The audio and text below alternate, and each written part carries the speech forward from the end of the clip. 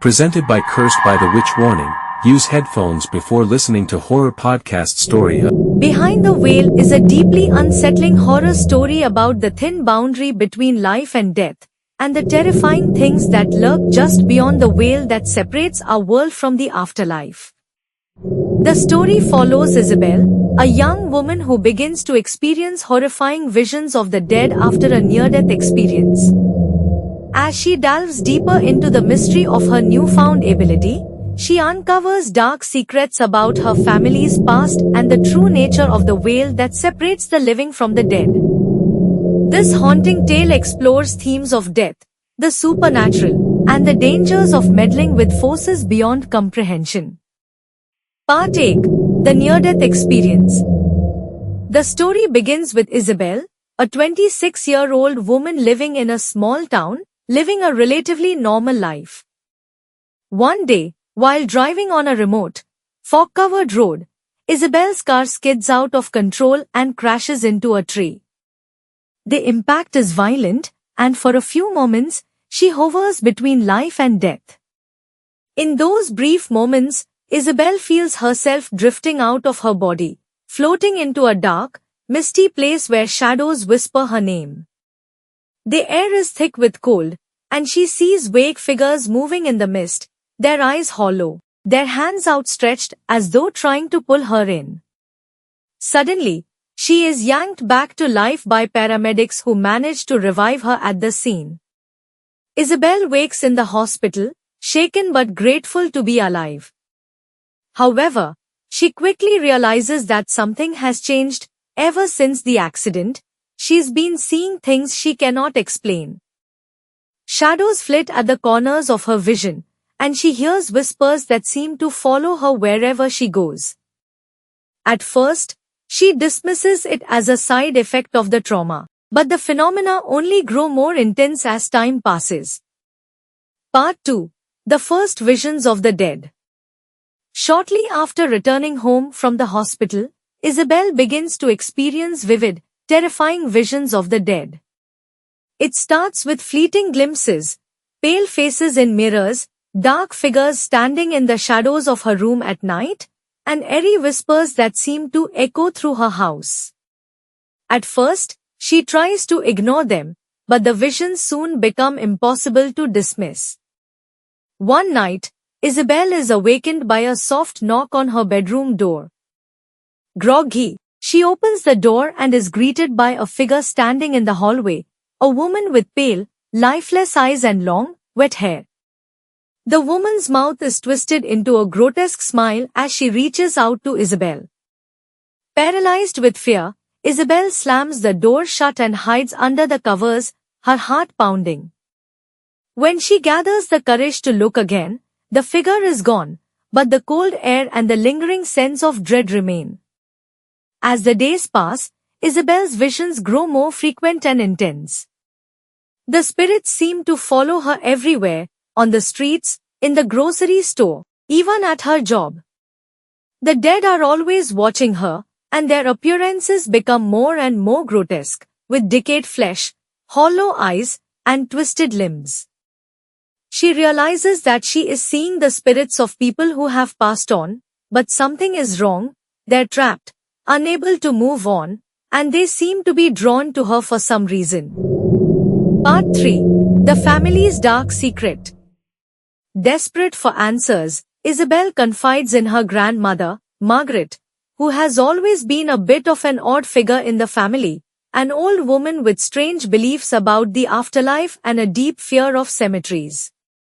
Margaret listens carefully to Isabel's story, and though she is reluctant at first, she eventually reveals a long-buried family secret. Margaret explains that their family has always had a strange connection to death. For generations, women in their bloodline have possessed the ability to see beyond the veil that separates the living from the dead. This gift, as Margaret calls it, only manifests after a near-death experience, and once it does, the barrier between the worlds begins to weaken. Margaret tells Isabel that her own mother had the same ability and that it eventually drove her mad.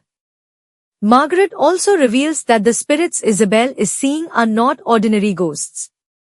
They are souls trapped in a liminal space, unable to move on because they have been caught in the web of the veil. They linger, lost and desperate, and some of them are malevolent, seeking to drag the living into their world to relieve their own suffering. She warns Isabel that the more she interacts with the spirits, the closer she will come to crossing over herself. Part 4. The Dark Entity Behind the Veil. As Isabel grapples with her newfound ability, the spirits become more aggressive. They no longer stay in the background, content to watch her from afar. Now, they begin to touch her, tug at her clothes, whisper terrible things in her ear, and invade her dreams. Her waking life becomes a nightmare, filled with constant dread as the line between the living and the dead blurs. One night, Isabel has a particularly horrifying encounter. She wakes up to find her room filled with dozens of spirits, their faces twisted in agony, reaching out for her. At the center of the room stands a dark, towering figure, a shadowy entity with glowing red eyes.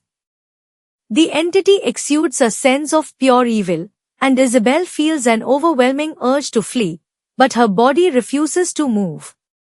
The entity speaks in a voice that seems to come from everywhere and nowhere, telling her that the veil between the worlds is thinning, and soon, it will come for her. The entity seems to be the mastermind behind the spirit's torment. It feeds on the souls of the dead, trapping them in the veil and growing stronger with each one. Isabel realizes that her ability to see beyond the veil has attracted the entity's attention, and now it wants her soul as well. Part 5. The Final Confrontation. Determined to free herself from the curse and protect her soul, Isabel begins researching ways to close the veil and banish the spirits.